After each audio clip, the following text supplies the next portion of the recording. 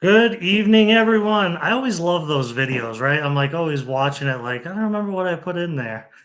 Yeah, they're always good. I like it. I like them the intro. Yeah. We hope everyone's doing well tonight. We'll give it a few minutes for everybody to get on. We got a lot to talk about tonight. We've got, let's see, the Quebec Classic, which a bunch of us went to, and then Bill and Chad went to Rally Fest at Team Oneal. And we have a special guest that was going to be coming on a little bit, Jared Tebo, who you guys, I think, all know as a pro RC racer. He's going to be coming up to our event. We're going to talk a little bit about what we're going to do. So, Mark Lemieux, how are you, buddy? It's good seeing you this weekend. Gene Fortin. Uh, I don't know where you want to start. You want to start with your endeavor, Bill, or you want to start with ours? Why don't we start with yours? All right. So Kenny, myself, Militia, Mason, Anders, we took the trek up to. I'm put my phone on silent here. We took the trek up to Naperville, Canada, which is just outside of Quebec, and we went to the Quebec Classic at Bago RC Raceway. And from the moment we pulled in the parking lot of the raceway, I've never felt so welcomed at a track. We get out of the RV, and we're like 3/4 of a mile from the RC track, but we didn't want to get pinched in with the RV and trailer. So the track owner there, Bago, and Dave Belly came racing down with a truck and welcomed us with open arms, and probably couldn't have found a better spot for us. Like, I mean, that was a primo spot where we got. It was perfect. Yeah, it was right there at the track. And everybody was so welcoming. You know, Dave Belly and Norm and a bunch of the other Canadians. They always come down to our track, and we wanted to go up there and show support for them. We didn't really know what we were going to get into or what to expect, but man, I felt like I was at home. I had some of the best times I've ever had at a race event there. 228 entries. 231. I'm So looking at it now. two, 231. 231. So I mean, some very respectable numbers there. Norm Stupid Fast, how are you, buddy? Norm was fantastic. We had a little mishap when we were leaving. He had a little mishap with his RV too the night before, which we'll get into. But I had one when we were leaving, and Norm took right care of us. So uh, everybody there was fantastic, from the racers, the track owners. Uh, it was really good. Yeah, Um, the hospitality was just absolutely amazing. And meeting everybody. Everybody was so nice. Everybody came over, greeted us, and introduced themselves and let us know who they were. And I mean, it was so nice. I've already been chatting with a few of the guys that I've chatted with up there since we've got it home, and that I mean, it's great. They such nice people. I can't wait to go back up there again. I can't wait to go back up there. We left, and I was like, man, that was an excellent time. So their Oh, yeah. hospitality, all you Canadians, hospitality second to none. You guys put on a great event.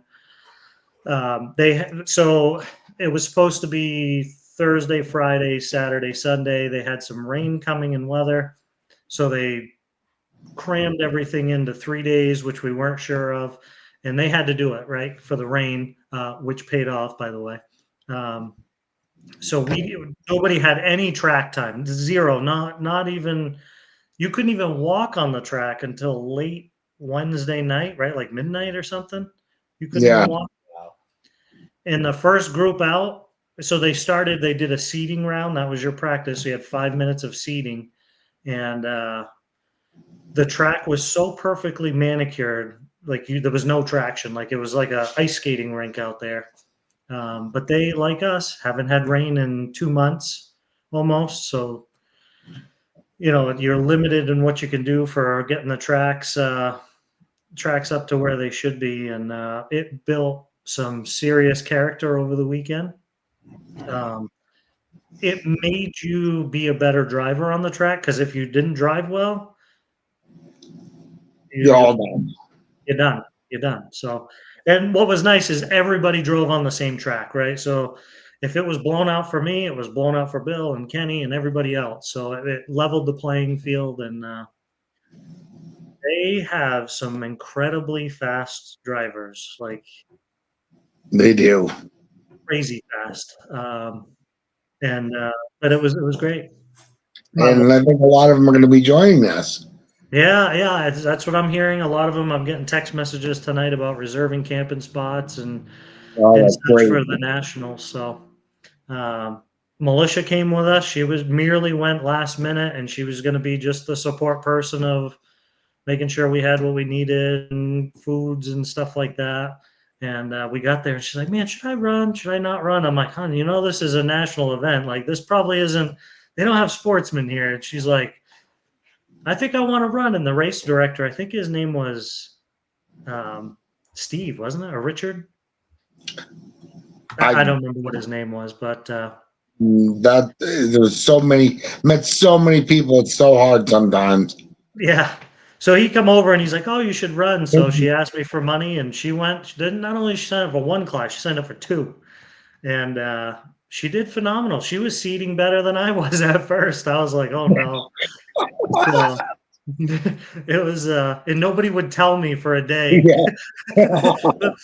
Once I got in my group, oh no. yeah, she's like, "Can we talk now that you're doing well?" So she did very well, though. Her and Norm, Stefan, yeah, that was his name. Thank you, Norm. Hello, Sebastian. Such kind words. Definitely go to your place. Eric, how are you? Say it. It was a minefield. It was a minefield, but it was out of their control, and they did a very good job of making the best of it with blowing it off and watering it, and so it was very good. So I thought I did well for my position, but there was no competing with some of those guys. Them guys are fast. I was in seventh heaven because I found out that HB is huge in Canada, and there's a whole area of HB cars. So I was right in my glory with those guys. I think what was the fast HB guy that won it was Damon. Yeah, Damon. Yeah, he was super fast. Associated's huge up there. Matter of fact, I think Bago's a team manager for Associated in Canada. So there was a huge presence of them. Damien LeMay, he was there. So hospitality was great. I can't thank all of you guys enough for that, and we definitely can't wait to get back up there. So they moved the race. For them. Yeah. They had moved the race, and Saturday night it had gotten done, and we had a big, huge spaghetti dinner with everybody, and then Bacon Fest is what we called it in the in the U.S., but it was called Gilead, I think, which was like a bacon powdered with barbecue powder something and coffee beans, or I don't know what the heck it was, but it was phenomenal. Do you have a picture you can share? What's it called? I want to look it up. Gilead. We went to the grocery store. We went to the grocery store Wednesday when we got there, and I was like, "Oh my God, look at this!" Norm said it. Grilliads. But we went to the grocery store thinking we were buying bacon. We bought this big package, and it wasn't bacon, but it was very good. Yeah, I mean, that night they had it, and it was great. Yeah. I don't know what time you went to bed. I called it at midnight on Saturday, but I think you stayed out till like 2 a.m. with everyone. And yeah, it was about 2. So it was very good, and it rained Saturday night and ripped the awning off our trailer. So Sunday morning, I woke up and Kenny met me outside. He's like, "Yeah, where to sing? The awning was on the ground this morning when I woke up."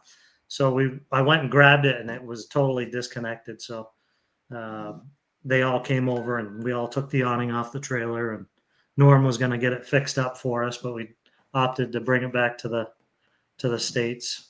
So Gene says it's thick and glorious pig slices. That's pretty much what it was. Pork flank is the meat piece we use. So it was Never had it. It was excellent. So thank you guys for sharing that with us. And, you know, I So want to make good. it here now. Yeah, it was so good. I took a picture of the spice stuff they put on it. So I'm going to try to see if we can buy it here in the States. Yeah, I mean, you know, I feel like I'm like ruined for bacon now. Now I'm I like, know. I it's know. something wrong, guys. Yeah. So, So, any issues with getting the bus and the RC trailer back and forth? Nothing. I mean, that thing not was so long. 82 feet. 82 feet. Yeah, it was very, very long. We were nervous. I don't remember what high we were coming off a 10 onto something, and I'm looking in the mirror, and Kenny's all nervous, like, okay, we're still turning. And I'm like, so I looked back. I said, Kenny, I know we're on the off ramp, but that trailer's still coming on the on ramp. So, no, we had no issues, but we were mindful of what we did, and we didn't get ourselves in any predicaments, thank God. And customs. I mean, your trailer was full of material and product for yourself, right? Yeah, yeah. Did they even go in the trailer? Yeah, a lot of. Well, we had the setup station in the trailer, the solder station, the battery station. We gave lots of tours of the trailer. It also has a living quarters in it, so Kenny stayed in the bed in there and had a bathroom and shower and stuff. So it was good. We brought the motorcycle, Militia's motorcycle, just to head to the grocery store, so we had ways of getting around, and so it was good. What about you, Bill? How'd you do at Team Oneal Rally Fest? I mean, the show was great. There was a ton of activity, you know, families, kids, everyone's demoing cars. Well, it was Bob, Chad, Rose, myself, Stacy. I think that's all of us that were there. But yeah, there was definitely a lot of activity going on. A lot, you know, we were just promoting DPRC. People loved it. And then I decided to take the rally car for, like, you told me to ride in the rally car with them. They're like trained drivers, professional drivers. And I mean, can I swear on this on the live feed? Probably not, right? But Probably not. so, you know, I mean, we waited in line for about an hour. It was great. You know, you could see the rally cars coming around. They had like 8 of them going. And then, you know, trying to get me into a Ford Fiesta on the passenger side with a roll cage. I mean, it was the easiest thing to get in, right? But it started out great. You know, we were probably in 5th in line. They would go. I could see the dust settle up ahead, and the driver's like, "We're not going to go until, you know, we can see." I'm like, "That's perfect."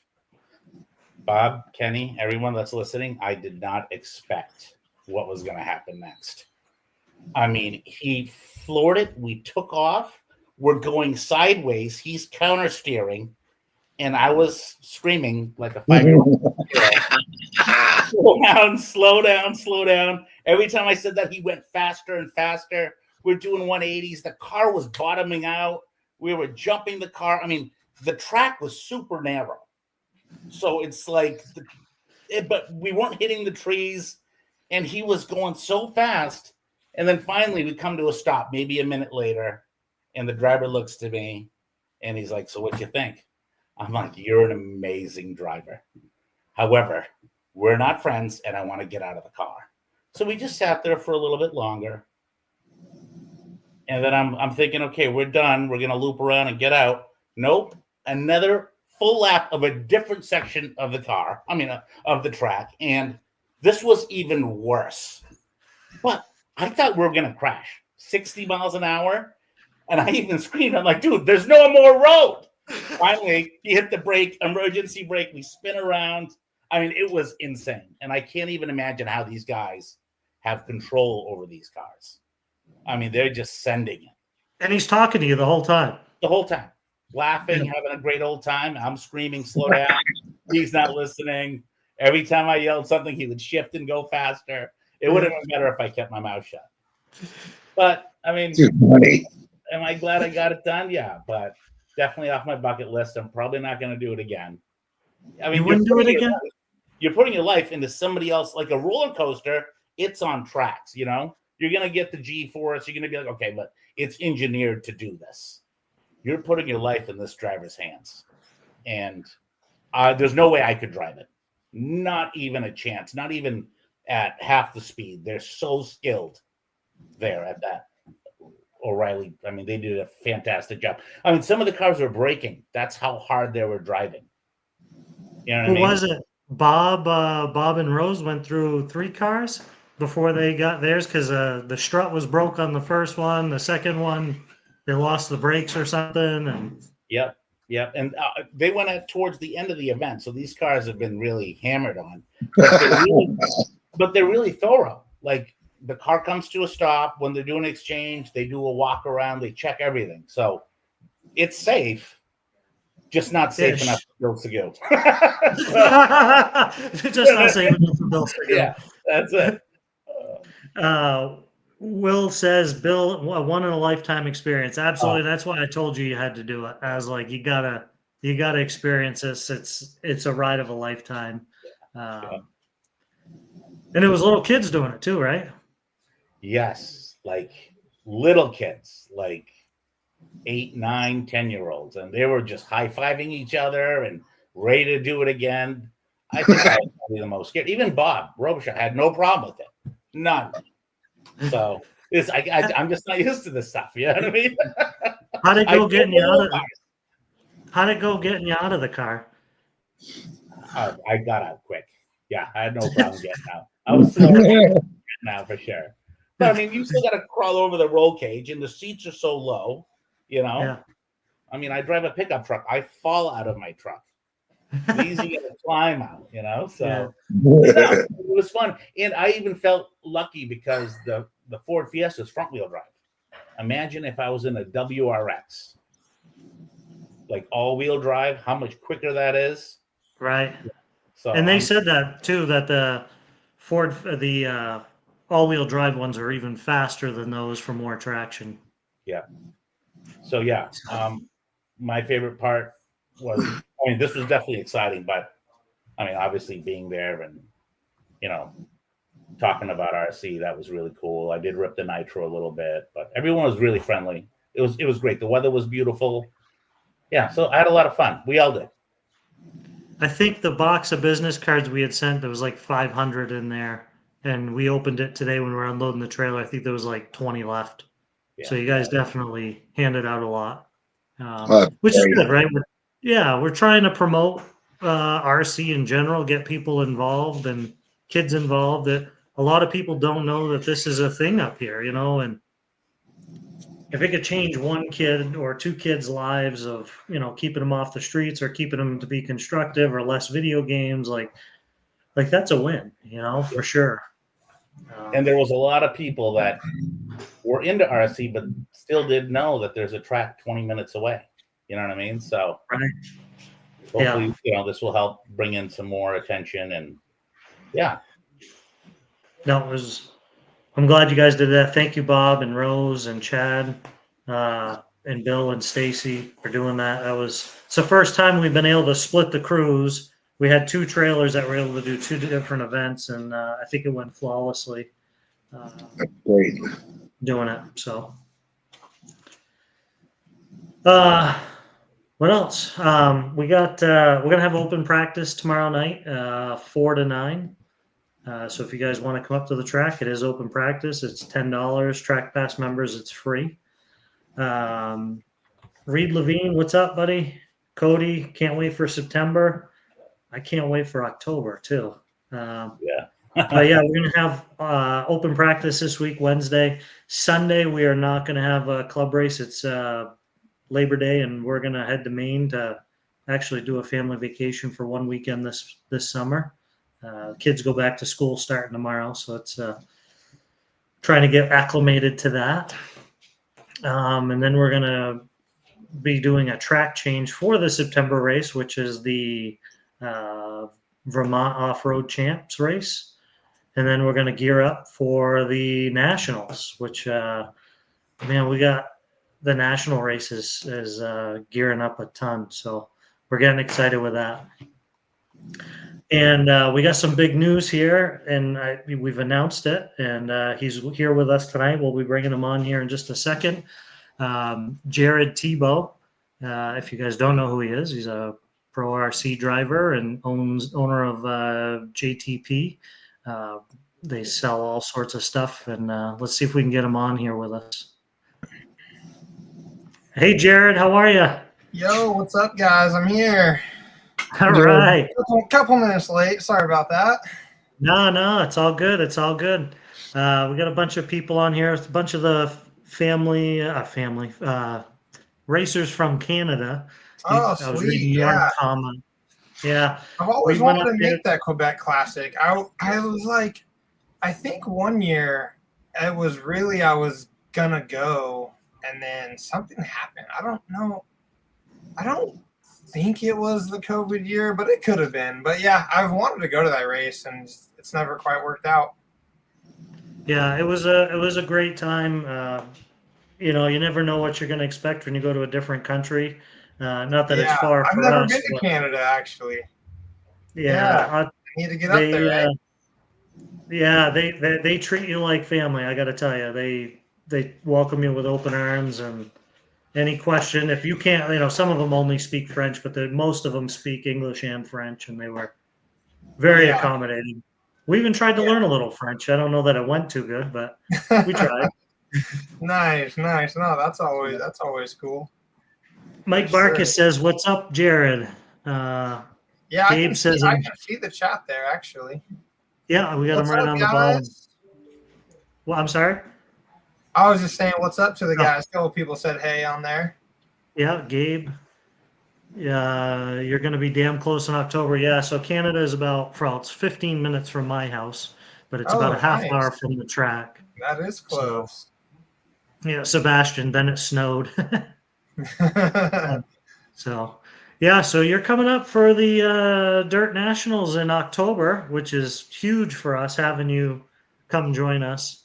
And Yeah, I I can't know, wait. It's gonna be super fun. So and you said I've you had really some haven't. people asking me classes and stuff. I think I'm gonna run just the 2 buggy classes. So that makes it easier for flying. Trying to carry a truggy is a mess.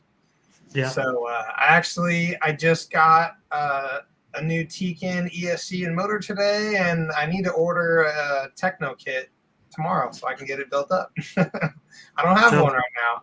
So fresh kit for New England, huh? I'll probably race it actually before. There's a race I'm going to in Wisconsin in like 3 weeks, and I was just gonna run Nitro Truggy and Buggy, but they do like this 3-class invite thing. They only take 2 classes, but then I don't really get a throw out. So I might try to have the e-buggy finished by then and race it up there. So we'll see. Nice. My son's racing at that race too, so I don't know if I can do 3 classes and my son racing. Yeah, so I've been seeing that at the races. You've been bringing him to the races, and he's been doing pretty well with it, huh? Yeah, he's been doing good. I mean, he's young, he's 8, and if it was up to me, he wouldn't race yet. I feel like it's just like a little too young, and just the amount of effort kind of that needs to be put into the cars, like his attention span's pretty short. Yeah. So, I wanted him to be more like 10 or 11 before he wanted to start racing, but man, he loves RC. I mean, his best day is at the RC track. So, I can't really hold him back anymore. So yeah, he's been racing and driving some. He doesn't like practicing a lot, so he doesn't drive, as much as people would probably think. Like, oh man, Jared Tebo's son, he probably drives all the time. When I was talking to my dad actually the other week, and when I got into RC, my parents were divorced, and so I was racing motocross, got hurt a bunch, switched to RC. We just kind of randomly found it, and so anytime basically my dad could see me, we went to the track. So I drove like 4 days a week pretty much right from when I started, for years, and that's kind of how I became like a pro driver within 1 year of owning an RC car. And so, my son's been driving for a couple years, but he drives, once a month, once every 2 months, and that's only maybe 4 or 5 months out of the year. So I'm kind of doing him dirty on the practice. I need to take him out there, but I don't want to like force RC either. Right. My dad wasn't like, oh man, we're going racing and like you have to do this. He was just like, well, if you want to go to these big races, like we can't afford to do it, so you're gonna have to get good enough to where we don't pay for it, or we just club race. That was kind of like how it went. Right. So the ball was kind of in my court. I actually only raced one class until I was a full travel covered, like 100% sponsored driver. So we just didn't have the money to have more than one car. So I never drove any other classes or anything like that. But so yeah, for Nash, he's just kind of, he's getting better, and now he's gotten a little bit more competitive to where he wants to actually practice and drive and stuff. So I think next year is going to be a pretty big improvement year for him. So that will be interesting and pretty fun. I wasn't sure how I would like handle this transition at all. My racing career has been pretty selfish, to do anything top level, you have to be extremely selfish. And it was just like, I don't know how this is going to go, but I love it, man. Watching him race is like, it's a excitement and like nervous level I haven't really ever experienced. So it's cool. Yeah. I think a lot of kids, we were talking about this with the Colia people up in Canada, Kenny, I don't remember his name, but they dropped him off at an RC track that had bunks, right? And like he could stay there, and oh really? That's kind of wild. He spent a summer there and came out a pro. Yeah, Heavenly Bear. Yeah, I mean, man, RC is it's a ton of just repetition and just practice, man. Everyone wants to like throw money at their cars and think the camera link's going to change their life. And I'm sorry to tell you, it's not. Practicing more, learning how to drive, technique and stuff, man. That's what really helps. And, just you got to put the time in. Yeah, everyone thinks you can buy the best of everything and you'll be the best driver in it, and it really is track time. I mean, good equipment's always good too, but track time and experience and it's cool though. I mean, that's what makes RC cool is like, literally some person just getting in the hobby can buy everything that's on my car and have the same equipment, and it's like there's not really a big money issue to where like people can't advance their skill set or like get to the top level. Obviously it costs money, like everything does, but there's it's not like trying to get into NASCAR, like F1 or even, dirt bike racing is like a little bit more where, the rider has to do a lot, but man, RC is like fully in the driver's hands, 100%. Right. If you could give a racer that maybe can't afford to go to a clinic, or what's your best piece of advice for them to become a better driver or racer? Like, is it track time? Is it practice? Is it setup? Is it, Yeah. So, I get this question a lot, and there's a couple different answers. It really depends on like what your goal is. So, if your goal is to be like a professional driver one day, then that's different than like enjoying the hobby. I would say what I'm going to say right now goes towards both. A big problem people have right now is they drive too many different cars. I think that was like a really big blessing in disguise for me, is only driving one car allowed me to be on the track way more. People think like, oh, well, I race 3 classes so I can get on the track more. And it's like, okay, yeah, maybe like if you go to Silver State, you get on the track more. But I see people trying to club race 3 cars at Fastlane on a Saturday, and they get there, they get no practice because their cars aren't ready. They're thrashing all day because they're trying to race, marshal, race. They're barely making their races. They're all stressed out. All their racing goes terrible because they haven't driven, because they missed all of practice, and because their cars aren't maintained properly. And at that, they're not even enjoying the hobby because their Saturday that they just spent the track was a complete hot mess. Where, man, just go with 1 car. Have it prepped, like people have jobs. I understand. It's super, RC is like the most maintenance out of any hobby you can get into. If you race full scale cars on an oval track, dude, not even close to the maintenance of an RC car. Motocross, 0 maintenance. Mountain biking, 0 maintenance. Like RC takes a wild amount of maintenance. And 1 car is difficult to have properly maintained. If like especially if you have kids and you have a job and you're just trying to get out on a Saturday to race. So my big thing that I tell people is to run less cars. Make sure your 1 car is ready to go. Show up to the track with tires ready, batteries charged, stuff ready to go, and like get practice. Practice 4 times before club racing starts, not 1 or none, because that just sets your whole day up for failure, and it's not fun. So that's like a really big advice that I tell people is just they race in too many classes, and that's tough. Like some people just want to have the stuff and they want to have all the cars and they go to the races and they want everything set up and they get their pictures of their cars, and like that's a whole side of RC, and I totally get that. But if you want to get better, you have to be better prepared and like get track time. Track time is number 1. Even for me, I'm a skilled driver. I still would consider myself, I'm not practicing right now. So like I'm rusty at the races. I'm not fighting for wins or nothing, but just like technical driving ability, I would say I'm still up there pretty high.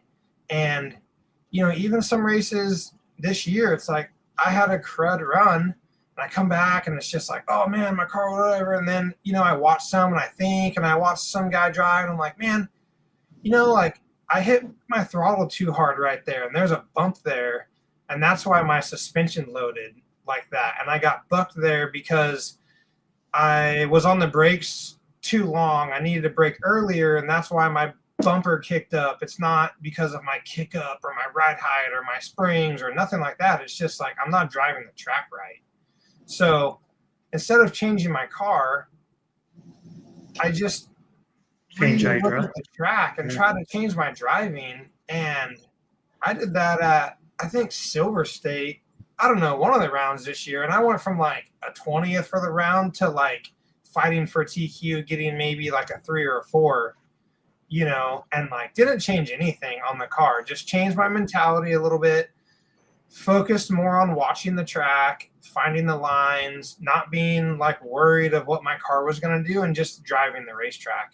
And that's the really big part of, of RC is just driving, at the top level. Yeah. Setup stuff, it does make a difference.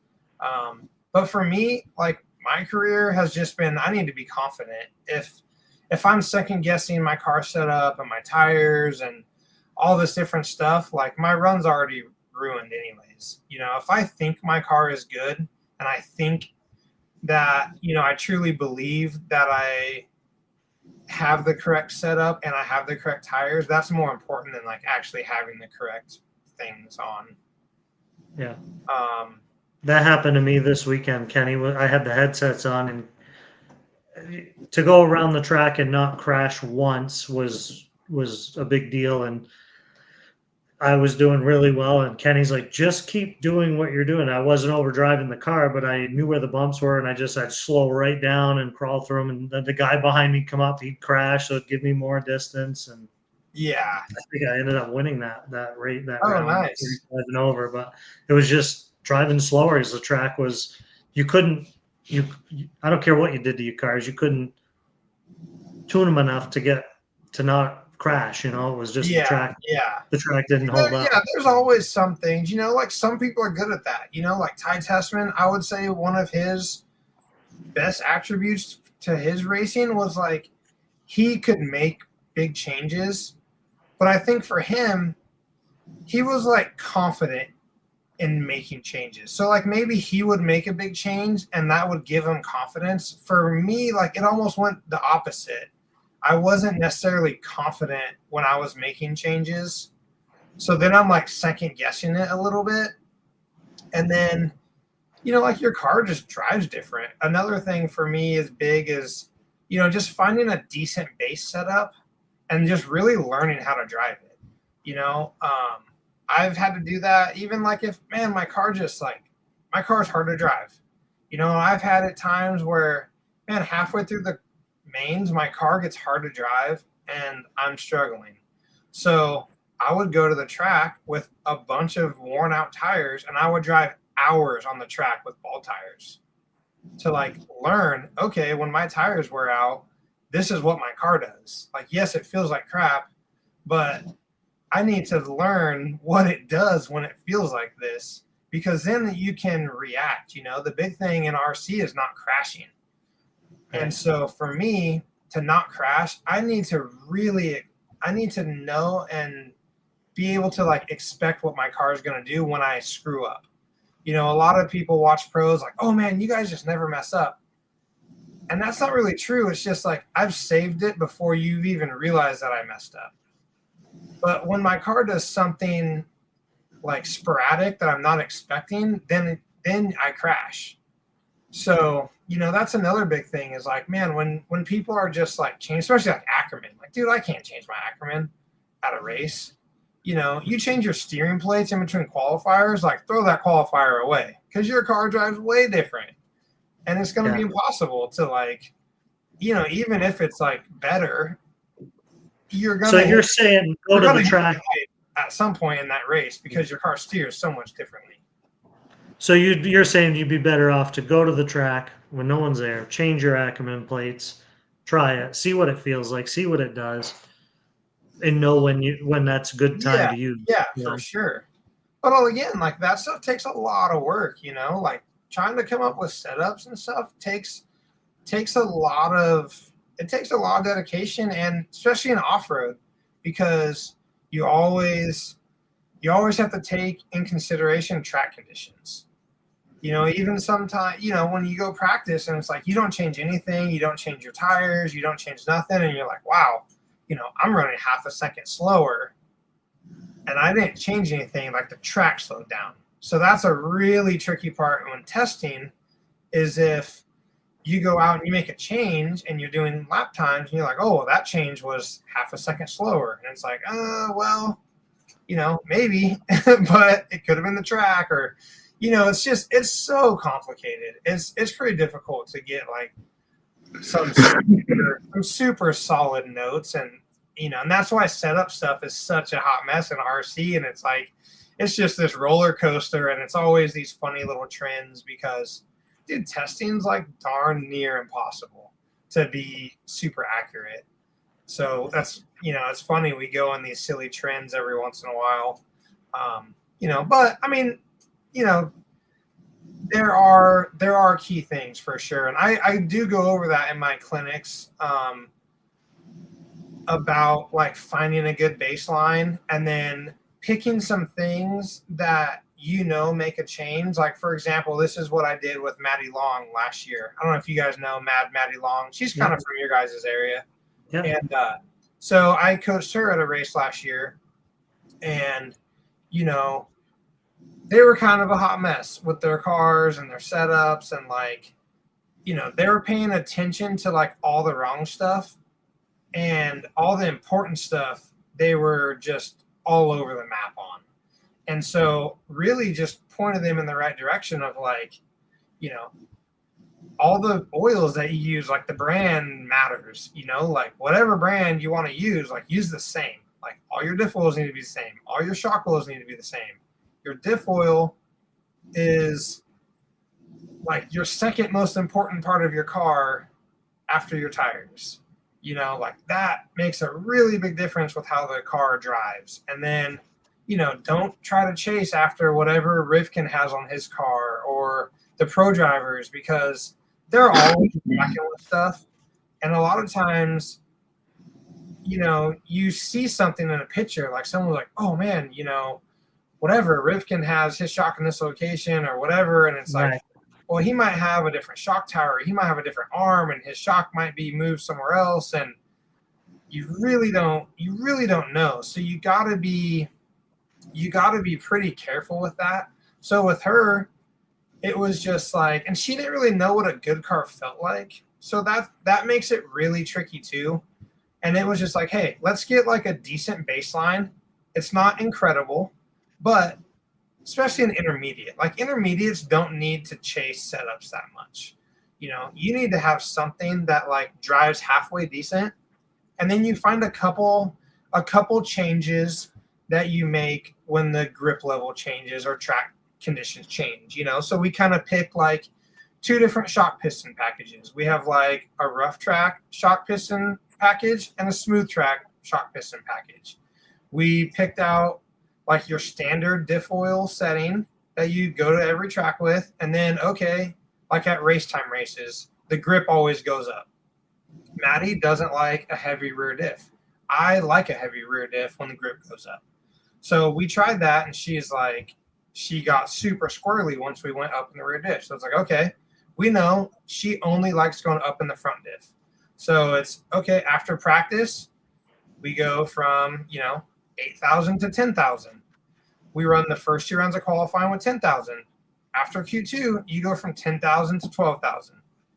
After the qualifying's over for the mains, we go from 12,000 to 15,000. That's like what she does at the race time races, you know, and we know that pattern is going to keep her car driving consistent throughout the whole weekend. And then like that car, you change the caster with moving the front arms. When the track's super green, your car needs steering. You move the front arms forward, you know, after the track grips up, okay, we move it in the middle. Then for qualifying, track grips up more, we move it to the back. And, you know, just pointing out like a couple little things that they can just keep an eye on of like, as the grip changes, then those things, you know, you change your car to keep it feeling the same. You don't really want to change your car to like change the feeling. You know, when a track grips up, the feeling of your car changes. So all of a sudden your car is like oversteering. It's wanting to go on 2 wheels. It's super unpredictable on the brakes. So you change the disc to try to have your car feel like it normally does. So, you know, that's something that I talk about a little bit of just trying to like simplify the setups and not get too caught up on a lot of the trends going around and stuff, which, you know, some people love that stuff and it's fun and that's why they're into RC. So again, that's another thing is like my advice is a little different depending on, you know, unlike what your goals are. We hear it a lot. People will come in and they're like, oh, I've got, you know, so-and-so setup sheet off the Techno site and I put it in my car. It's like, great. That's not this track. You're not that driver. So yeah, what works for Jared Tebo may not work for you. And it's a total different track. It's a different temperature. It's a different everything. So yeah, I think and that's a lot of people don't do the whole thing. I mean, I've got so many people like, oh dude, I got your setup on and blah, blah, blah. Like, okay, let me see your car. I'm like, well, like, this is not my setup. A different spot. Your B block's not the same. Springs are different. Like your wing's different. So you really don't have my setup at all. And you know, so that's like, if you do want to try someone's setup, make sure you do everything, because one thing is there because of something else. So if you know, like, even just for me, like if I want to try what Mayfield's doing, and I can't like just try the rear end of his car set up on my car. Like I have to try everything. You have to pay attention to every detail. Yeah. Because one thing will change how that setup works. Like he might have that front spring on because he has a longer standoff on his front shock, so he has more shock bind. Where if I don't change that front standoff, that spring feels too soft because my shock doesn't have as much bind. And then I'm like, oh, dude, that spring sucks. Why are you doing that? And it's like, well, I didn't do it. I didn't do everything, Yeah. So, and it's a lot of it too is like, it's funny because when I do some smaller races, a lot of people are like, man, dude, if I had as much grip as you and as much steering as you, like I could go that fast. And then, especially at smaller races, I'll let people drive my car. And normally they like spin out on the first lap and they're like, whoa, your car is really loose. I'm like, yeah, my car doesn't have just endless grip. Like I'm not just lighting my tires up everywhere, and my car steers. My car steers because I don't skid my tires on the braking, So there's a ton of driving stuff. Those are the two big things you always get. It's like, oh, my car doesn't steer enough or my car doesn't have enough traction. I get that at all the races. Like, oh, how do I get more grip? And it's like, it could be a million things. And 95% of the time, it's just the driving. Like this is one thing I really go over on my driving clinics is most people run too much brake and they brake too late. So what happens to 95% of RC racers out there? They feel like their cars push and they feel like their cars are loose. So what happens is they have too much brakes, they drive into the corner, they brake too late, and they skid their tires. So picture you're driving your car in the rain. You are going up to a corner, you skid your front tires, you turn in, you know that your car doesn't steer. Right. Until you release the brake and your tires regain grip and then your car turns. Same thing happens to an RC car. When you hit the brakes and turn, your car, if your tires are skidding, your car is not going to turn whatsoever until your tires stop skidding and then gain grip. So what happens here, I'll have to raise my hands a little bit. So they go in the corner, they're locked up, they've passed the corner, they're like, oh man, I've blown my corner. Now they're at full lock. So they're exiting the corner at full lock. They just blew the corner, so then boom, they stab the throttle, but their wheels are turned. So guess what happens when you hit the throttle and your wheels are turned? Boom, your car's loose. It's sideways. It wants to spin out. Where when I come into the corner, I hit my brakes. I don't skid my fronts. I'm off the brake. I turn in. My car steers because my tires aren't skidding. When I'm exiting the corner, I'm opening my wheels as I'm getting on the throttle. So when I hit full throttle, my wheels are pointed straight. So my car's not loose because my wheels are straight and I'm going forward. I like that.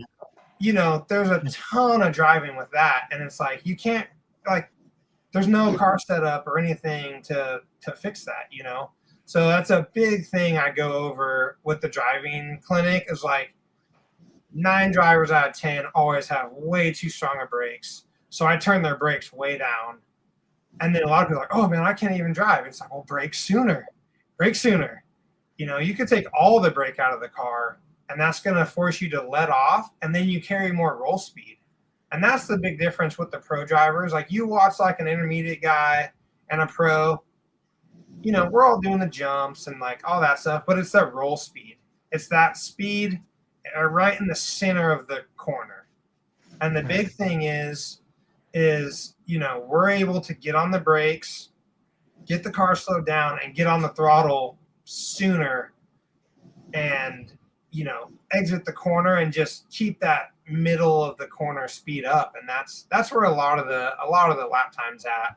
And that fixes a lot of people's car issues.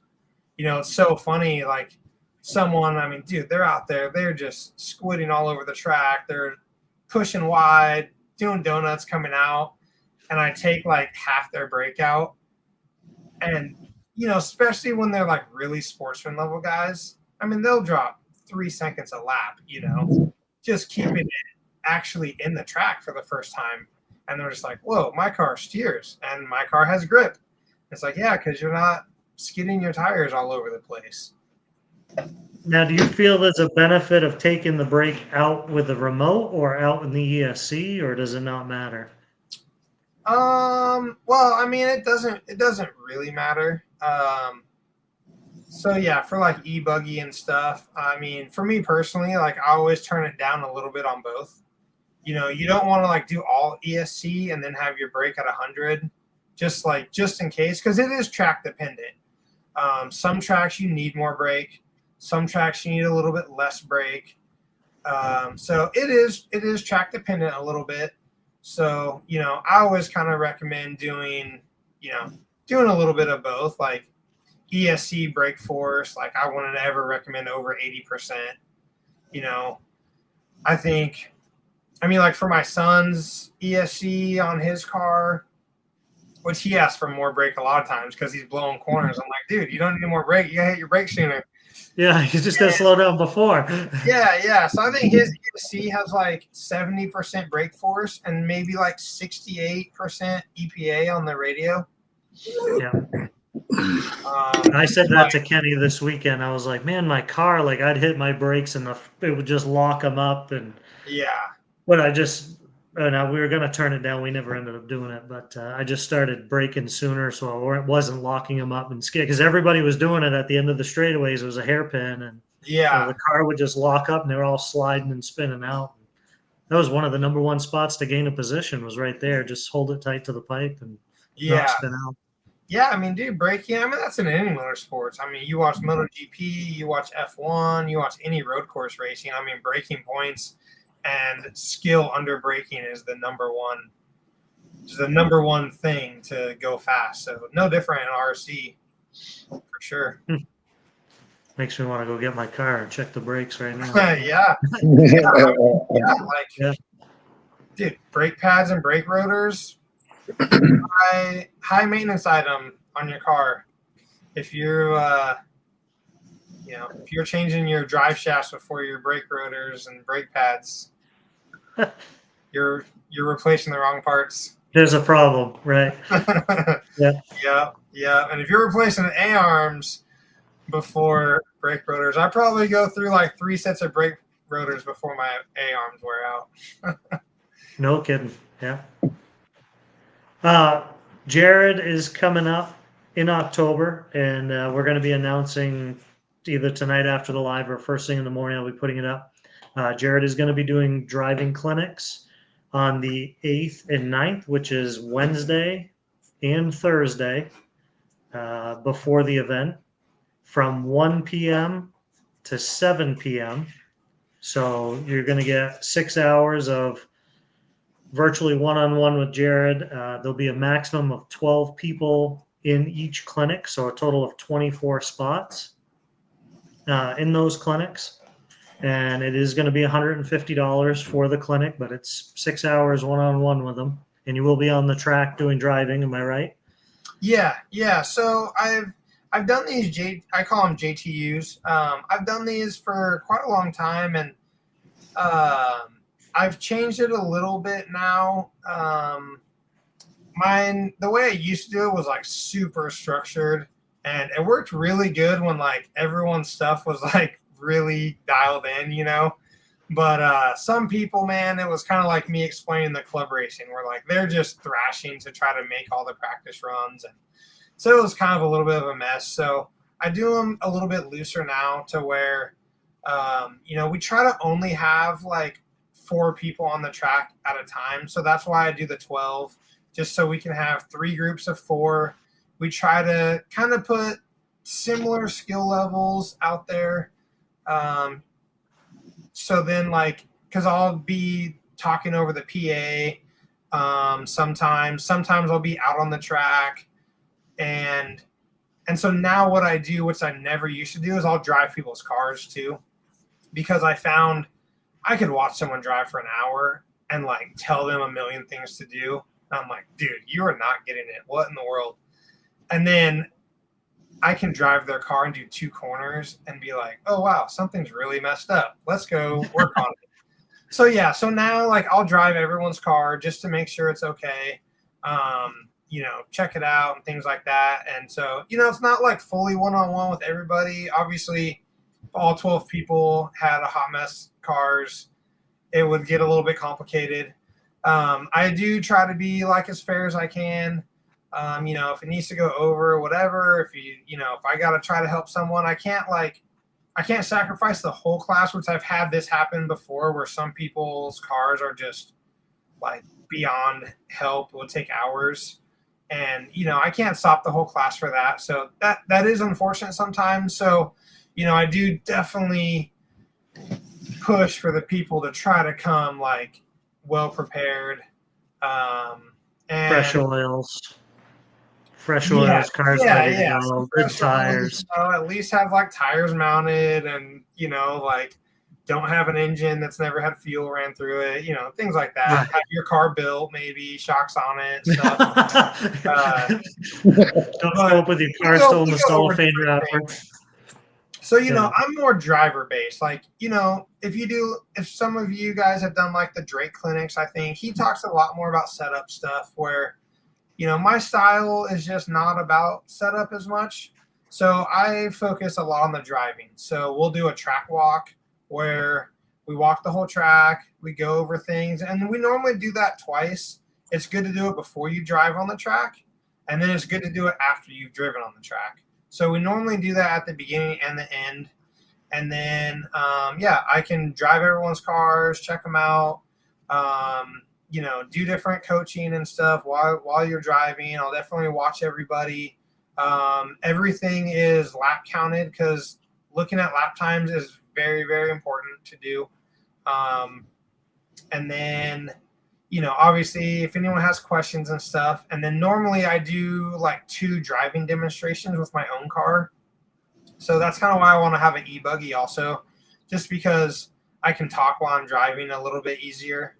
And you guys, everyone can hear me and things like that. And I can stop and, not have to worry about like, my engine loading up or whatever. So yeah, I normally do like 2 driving demonstrations just to talk about lines and stuff like that. And then I normally do towards the end of the groups, I set some cones out there and stuff to try to get people driving where they should be. And, especially if there's like a certain area that's causing people problems. That's something that I've done a lot in my career, and something I think is pretty important is using cones to, give you some visuals out there to get people driving on the proper race line. So, and just to go over to,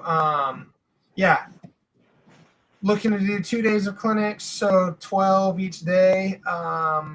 If it fills up really fast, probably not multiple people in both. If it's not filling up and like people want to do both and you're able to, that's definitely an option.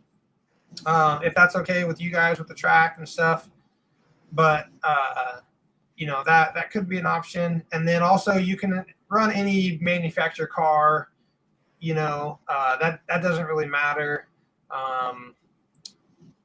Buggy, truggy, electric, nitro, doesn't really matter.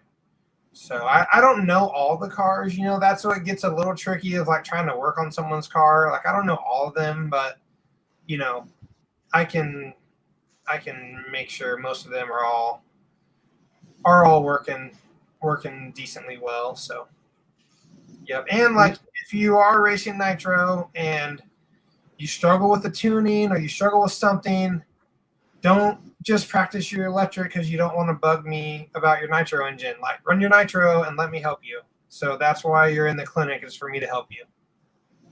So no dumb questions. I'm not judging you. Might make fun of you on the mic a couple times, but no judgment. The only stupid question is you not asking a question that you have, because that's why I'm there. Absolutely. we got a ton of comments, and we'll go back through and hit them. But Brendan, yes, there is a clinic. It's going to be the 8th and the 9th, so Wednesday and Thursday, the week of the Nationals from 1 to 7. There'll be 2 different clinics, 12 people per clinic, no more than that. And it's $150. We'll be posting the flyer up here either tonight or tomorrow. I'll do it tonight after the live, just because I have it on my phone here. So anybody who's late Yeah, coming, I'll be posting on all my social stuff too. And yeah, we haven't really talked, I guess, but signing up, you can probably, reach out to Bob if you're not on, Facebook and stuff. If you're on Facebook and you see my account, you can shoot me a message, and I'll be kind of keeping track of making sure we don't oversell the spots or anything like that. So. Yep. Yeah, we're super excited. I know there's a ton of interest in the clinics there. So yeah, I think it's pretty fun, man. I've never had one where I was like, oh, that was kind of lame. After I'm like, dang it, why don't I do more of these? Like, they're really enjoyable, especially afterwards. Like, I've gotten so many emails and messages of like, man, I won my first club race. Like, I probably got that, I don't know, 6 or 7 times. And that just like, that makes me just feel awesome and just like, man, not like boosting my ego or nothing, just, like RC, you should be enjoying your RC hobby. And so that's kind of what these clinics are more about, is like, I just want to help you better your hobby, because if you're spending all this money and you're spending your Saturdays and you're not having fun, like, you need to go do something else. And, like, I don't want people to do that. I want people to enjoy RC and, like, tell their friends, tell their neighbors, like, man, I got these sweet cars. We drive on these cool tracks. It's super fun. Come check it out, And so I want people to enjoy their money that they're spending and just have the best opportunity to, enjoy their hobby. So, they're definitely cool. At the races, if you've met me at races or whatever, sometimes I'm a little high strung and stressed out, but I would say my personality is pretty, I get along with everybody, and my wife wouldn't say I'm chill. I'm definitely a high strung person a little bit with certain things, but like the clinics, we have fun, and that's what it's about, and it's about helping everybody. And so yeah, I haven't had anyone that's been bummed that they've done it, and I haven't had any that I haven't enjoyed. So I'm really looking forward to it, and yeah, just to go to like a new spot. I've done like a lot in the Midwest, where it's just kind of like my area and everything like that. So it's going to be really cool to meet a lot of new faces, a lot of new racers, see a new track, and that's always super fun. And that's really what we wanted to do was, New England's got some really good racers, and I think racing is pretty big around here, but I don't know that the spotlight has really been on New England. If you want to go to a big race, you're going to P&B or Silver State or DNC or, any of the race time events. And so I think we wanted to give somebody a national level race this year with the pros. I think the clinics was huge, just to be able to, just spending time with you on this live was like eye-opening. I'm sure for a lot of people are going to be like, I can't give all my secrets out, but I let a little too much out to me.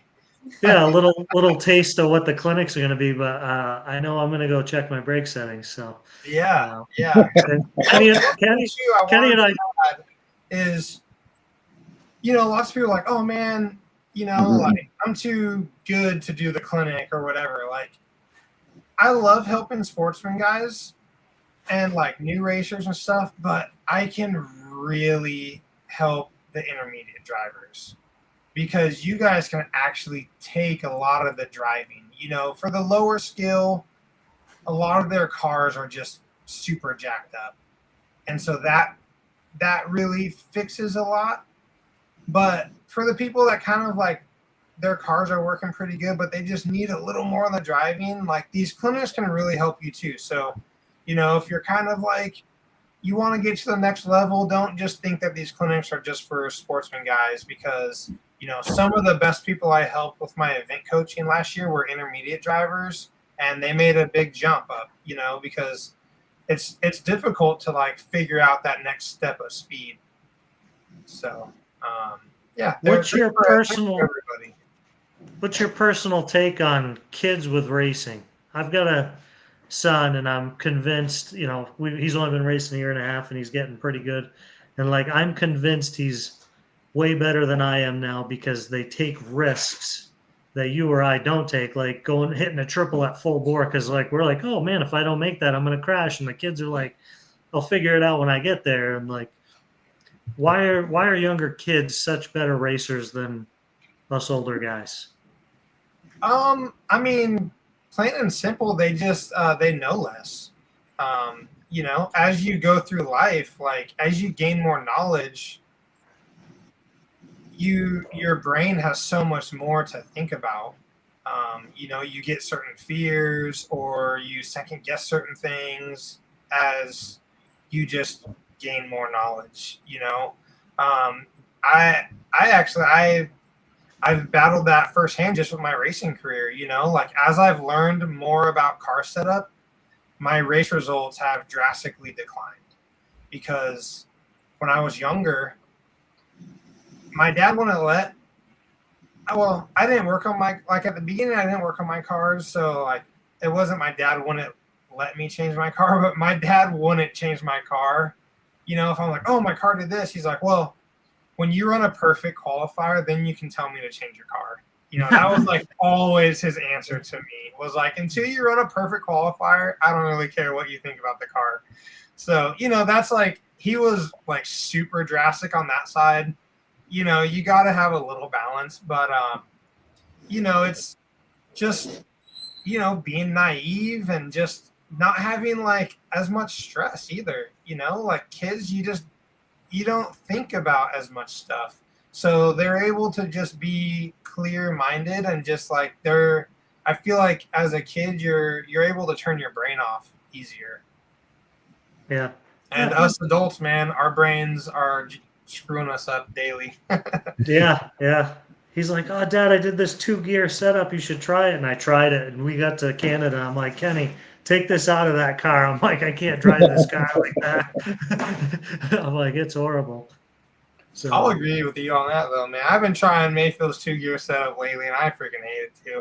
yeah, I'm like, the car it's a rocket ship. I can't control it. It does stuff I don't know what's going to do. And But that's key, too. Like, man, some people love it, some people hate it, and it doesn't mean it's right or wrong. That's like the crazy thing with car setup, is like, it's not black and white.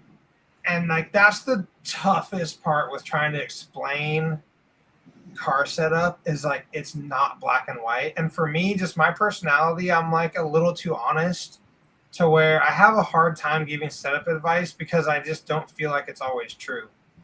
And that's just tricky. Like, you could take me and you, and we could do 2 different changes, and we could feel completely different things. And it's like, who's right or who's wrong? Like, neither of us are right or wrong. What works for you? What works for me? You felt something, and I felt something, and that's totally fine. So that's when you have to listen to yourself and kind of have have some sort of game plan with your cars of setups to do. I mean, dude, I know that so well. And this year at Silver State, I screwed myself. In buggy, in qualifying, I was going really good in the qualifying. I got a 4 last round. And then we have all this downtime. I do my own thing in truggy, just because in truck, I have way more confidence. I'm so confident with my truck that I don't care what Mayfield runs. Our trucks are nowhere even close, because his truck, in my opinion, sucks. And my truck is awesome. And I do great in truggy. And like, I run my own setup. I don't ask any of them anything. For buggy, my confidence is low. I'm second guessing everything. Practice qualifying at Silver State, I did my own thing. It was going good. I got a 4 last round of qualifying, and then truck, I had a really good main going and stuff, and me and Mayfield were kind of racing together. So Sunday morning, I'm just shooting the crap with Mayfield in the pits, and I'm looking at his car, and I'm like, oh, why do you have this? Oh, you got this. Oh, and he's like, oh, dude, you got to try this. Trust me, man. Like, it's so much better. You have to do this. Just trust me. I'm like, oh, okay, sweet. Changed my whole car for the main. Dude, my car was broken. I could not drive in the main. Destroyed my whole race weekend. And It's not like Mayfield doesn't know what he's talking about. It's not like he wasn't trying to help me. And it wasn't like I wasn't trying, so it was like 3 positive things, but it just didn't work. And, that can happen to anybody, like even me. And it's crazy. Last year, taking the year off and like doing the event coaching and like, I helped with quite a lot of pros at a lot of the races last year.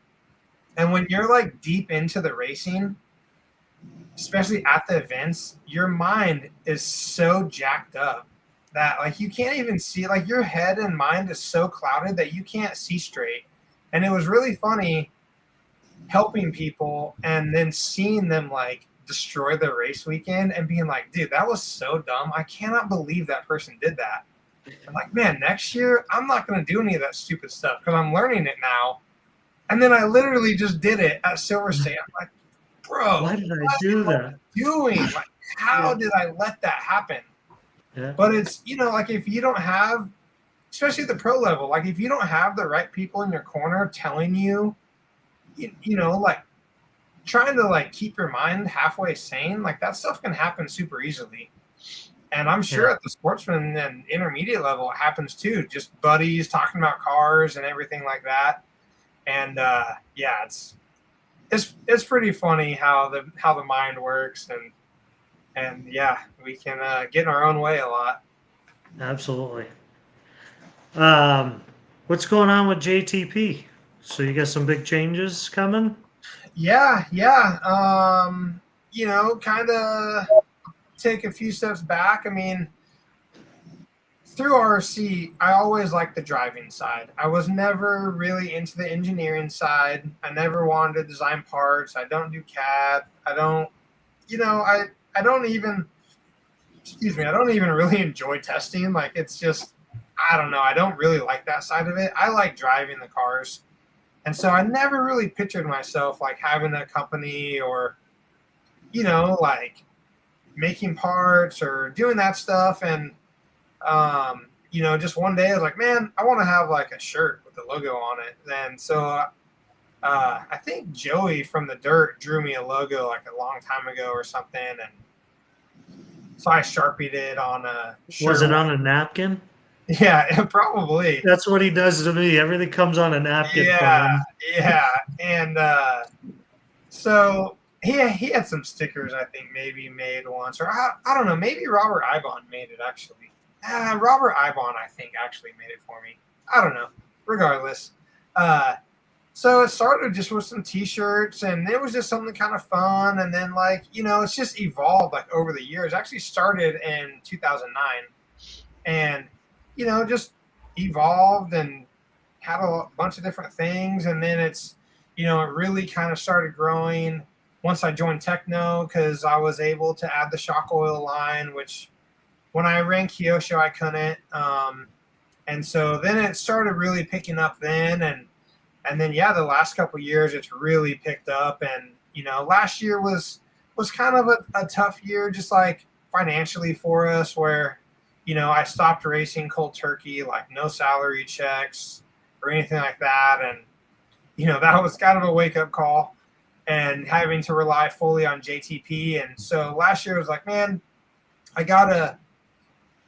either have to like start racing again and being more relevant and like really grow JTP, or I have to just be out of RC and, kind of do like what Tessman did and just get a different job and do a different career. And so, this year just, was kind of like take a gamble. Let's go back racing. I got a little bit of help to, make a little bit of income racing, but I mean, nowhere even near like half of what I was as a racer, or just something to like help out some. because the event coaching was really cool, but it didn't pay enough to really like make it fully worth my while going to all the events. So I have to either like charge way more or something, and it was tough to do with multiple people at events and stuff like that. So yeah, decided to go back racing, and honestly, man, that was like one of my better decisions I've made in the last while, where it's just been really fun. Like, I haven't had any pressure. All the companies that decided to support me, I was pretty clear of like, I'm not winning. I'm not putting the effort in like I did before. I'm not going to be able to go practice. My family comes first. I'll go to all the race events. I'm only racing 2 classes. You know, I'm going to try. I'm not like going to go and not try. And, you know, I'm going to do my best to like support the brands and everything. And it's just been like such a blessing. I've really enjoyed driving again. You know, I don't enjoy getting lapped in the mains and like having to pull over for Dakota and Mayfield at like every main, which has been pretty annoying. But I'm trying to like mentally cope with that a little bit better. But man, the support of JTP this year has been so incredible, where it's just grown like leaps and bounds, more than I ever expected. We're adding more products, we're bringing more lines in, and it pretty much maxed me out to like full capacity. So yeah, my wife is going to be joining on to working full time for JTP starting January next year. And kind of the game plan is for like the whole family to travel to all the races. So that's always been, I would say, like a dream of ours to happen. But it was always hard when I was racing full time. Just like I kind of said at the beginning, you have to be super selfish. And I was like, man, I don't want to like have to make a tough decision or something like that, like with time or whatever within there. And so it's just always a little tricky with that. But they all came to Wicked, and like they all kind of had their own little jobs that they did. And it was honestly like the funnest time I've had in RC in a really long time. And that was like our tester to see. So yeah, hopefully, you know, it's not a fluke this year, and JTP continues to grow, and we get smarter as business people too. Like, I'm no businessman. I've never taken any classes. I don't really know what I'm doing, but I like to learn, and, you know, I'm learning the website more, and we're learning marketing more and what's important and what's not important, and even learning just products. Like, you know, a lot of our products have just been, you know, products that I really believe in, but, you know, just kind of slapping our labels on stuff like that. But I've been a pretty big stickler of like, if it's something we sell, like I have to use it. And if I use it on my car, then I believe in it. You got to believe And it. I've always kind of been like that, to where any company I ran for, you know, like whatever, say, you know, my servos, like if I can't sell my best friend my JTP servo and like take his hard-earned money and feel good about it, then I'm not going to sell that product. Yeah. So that's been something that has been pretty important to us from the beginning, to where we try to stick to that pretty hard. And, you know, I'm hoping that I have some more free time with my wife jumping on board, to where we can actually start creating some more products that are like more my idea. I even want to dabble in some CAD and try to learn to design some things, because, you know, there's certain things that I've wanted to change and stuff and just don't really have the capability of doing that. So yeah, really, you know, really hoping to just keep that ball rolling. And for people that don't know, we do techno builds. I call them factory builds. The option's not on the website right now, just because I got super overwhelmed with builds with the option on the website. So lately they've just been like people reaching out, and it's still keeping me pretty busy. So I've built finished 3. I've built 30. I've built 30 techno kits this year for customers, That's and crazy. that's been really enjoyable. If you want a car that's like super legit, I build it just like my own, and you can reach out to me and see the different options. Lots of different options. You can have it stock kit. You can have it exactly like how my car is. You can get all the options. Like a lot of people want their cars built like how my son's car is built because they're sportsman level drivers and my son's sportsman level driver. So like my son doesn't drive my setup. If he drove my setup, he'd be doing donuts out there. So you can set it up however you want and do different stuff like that. That's been really cool. I've been really enjoying, was surprisingly, because I've never liked working on my cars that much, but it's cool when someone like gets a super legit car and then they're really happy and they send a message like, man, this thing drives so good and I had these good races or whatever. And then just look for us at a lot of race events next year, hoping to do some more clinics and don't exactly know what it's all going to look like. I kind of fly loose a little bit, so I don't like making plans super well, which is a plus and a minus. But lots of cool stuff coming up for JTP, and really appreciate honestly everybody supporting it because you literally put food on my table for my kids. So definitely greatly appreciated, and it's so cool just seeing people using the products, walking around, like going to these races and, seeing some car that I don't know, like with the sticker on or seeing someone with the shirt on, like it's pretty cool. Right. Absolutely. It's an awesome feeling. We recently did some co-branding with Nitro Pro, Drew over at Nitro Pro, and like my son was using a different brand fuel, and there was nothing wrong. There's still nothing wrong with it, but I was like, hey, you got to try this. It was the Nitro Pro JTP brand. Yeah. And he come back after a few tanks, and he's like, this is the best fuel. And I'm like, you really notice the difference? He's like, oh yeah, and he loves it now, and he won't.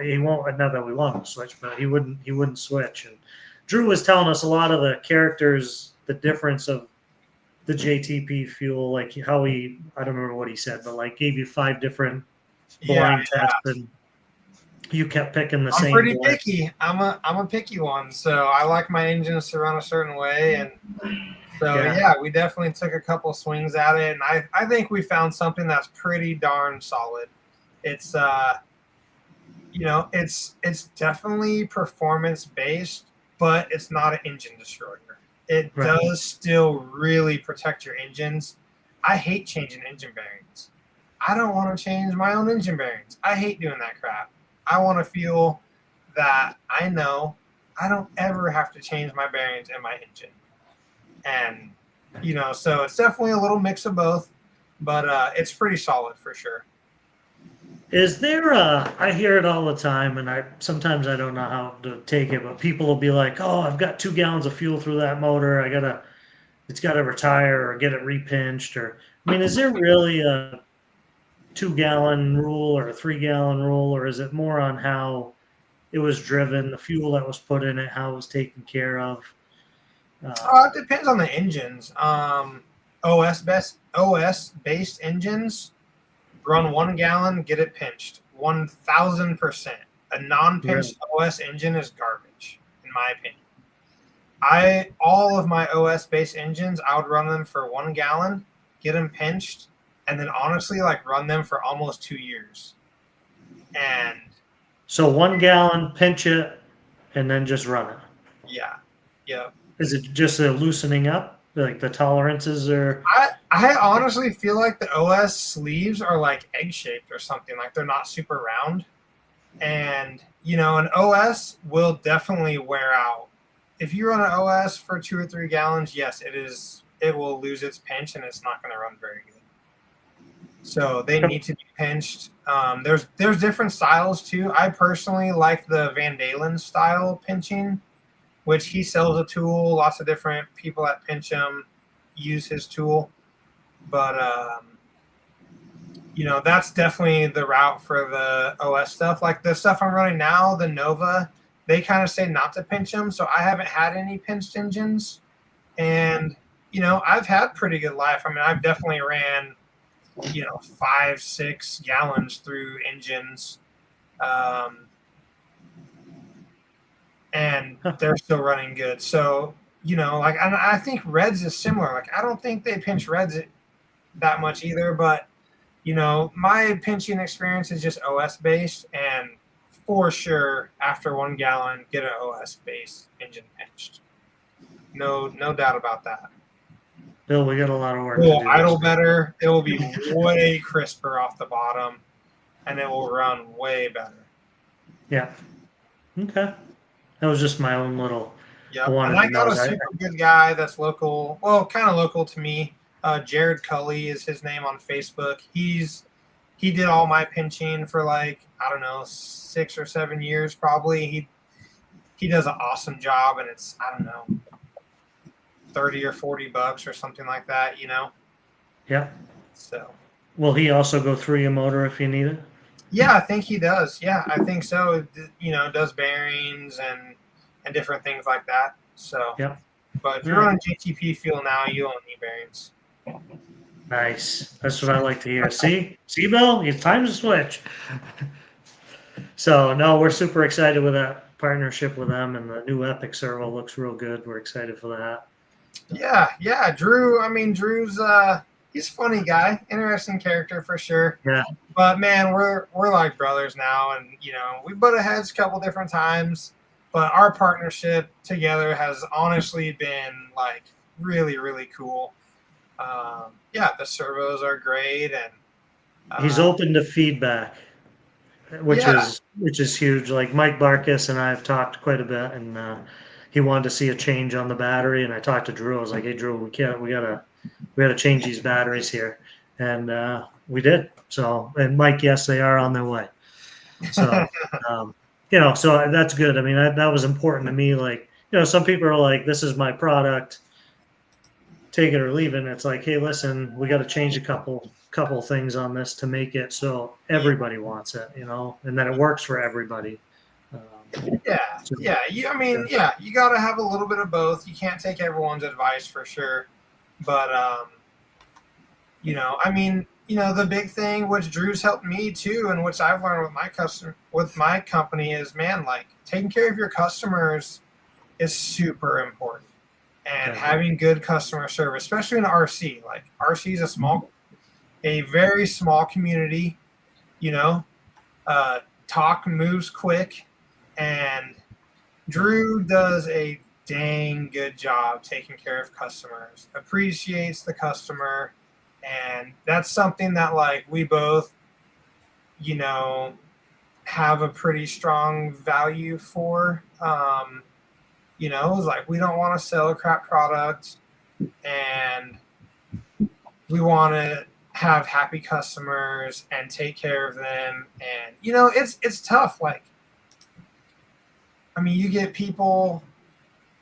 Like selling fuel and engines are like the two worst things to sell, because you don't know what someone does, and especially with engines. Like, first thing people are just like, oh, your fuel's crap. My engine's flaming out. And it's like, okay, well, Is your tune wrong? I don't really know what's going on. Like, I don't know what fuel you had before. I don't know what, like, clutch you're, all this different stuff. I don't know if you left the fuel in the sun and it went bad, or, like, whatever. So that's definitely a tricky part with RC is a lot of people want stuff replaced when things go bad, and so it's definitely a balance. But man, Drew takes good care of his customers, so I can definitely say that he's a good person to link up with and work together. So yeah. Does anybody have questions? I see a bunch of messages on here about the clinics, and I will get back to you guys on those later tonight or tomorrow morning on I'm getting all your messages here, but does anybody have any questions for Jared or anybody? We got a ton of comments on here. Matt Schrogen, I have 2 Tebo builds. Yep, he And Matt does. did, I think Matt did pretty well at Mugen this weekend at LCRC. I saw his results there for a little bit. I didn't follow him all the way through, but Mike Barkus, don't go fast, don't crash. that Man, flat helps. designing. Yeah, that helps, Mike. Flat designing is a fairly easy to do on a Fusion 360. I don't know what that means. He's talking about the CAD, like designing parts and stuff. Yeah. Gotcha. Over my pay grade. Tune. Psyched to see JTP up at DPRC. Is it October? Yeah, it's TQ Chef. TQ Chef is a huge ambassador for the RC community in New England. Yeah, yeah. I'm stoked too because like kind of the whole crew that's in that area. Psycho Nitro is like such a chaotic race for me where I've never actually got to hang out with those guys. So I'm hoping that I get to eat a little TQ Chef food maybe. Yeah, I don't think he'd bring any to the October race, but Oh man. put him on the chopping block. What did he bring for us? Bring me something good. Cook something up trackside. Come on. It was July 4th I'll race or give one you of those some races. driving tips. He imported some meat from It was Italy. pork belly, Bob.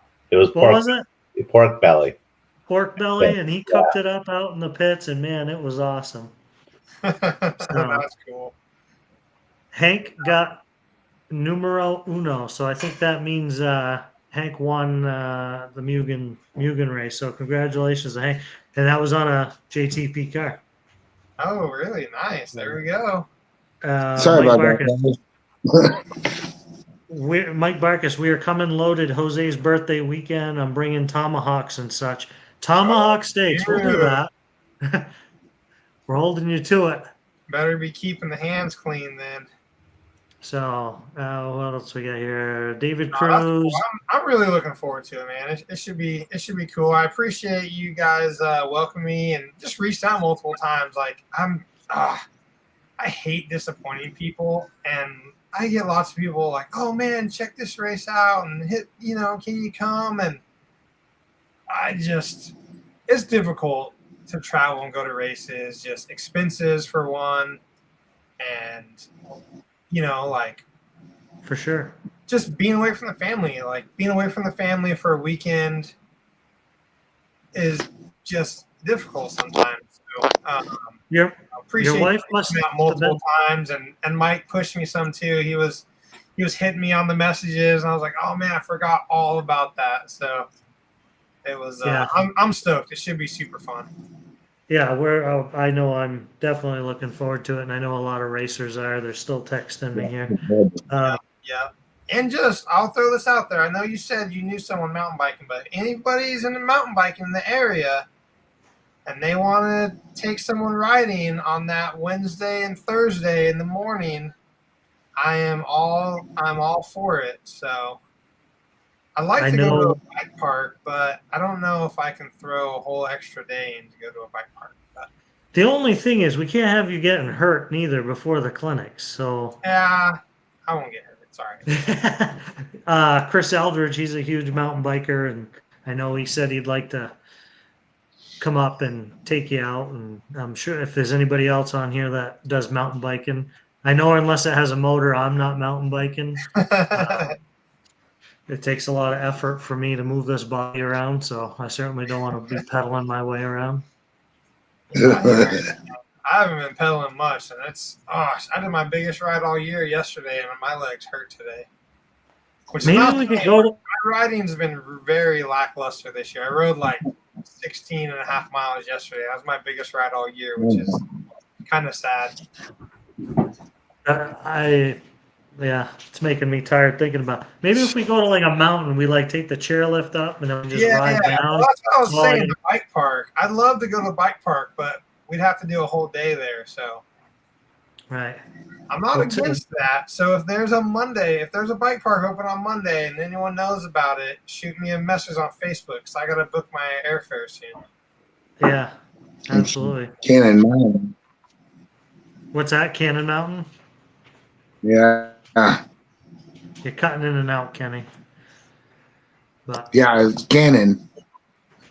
Cannon, yeah.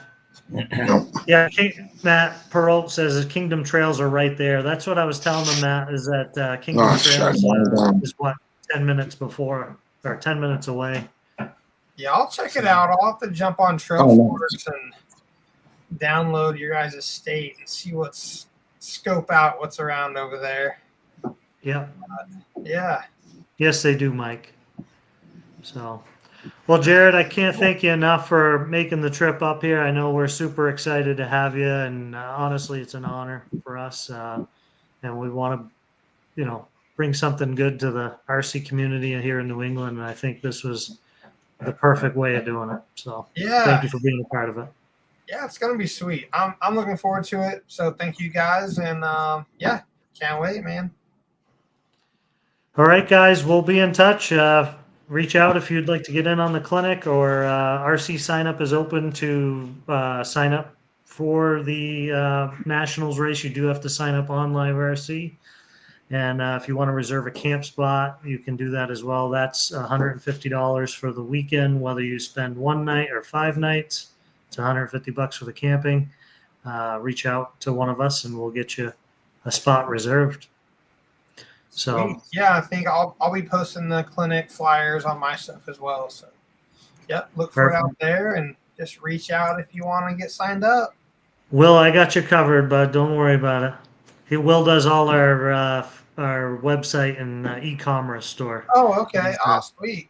Yeah, he's done quite All a bit fun for us. stuff. Yeah. So, all right, guys, have a good night, and thank you again, Jared. All right, cool. Thank you guys, man. Have a good night as well. You too. Take care.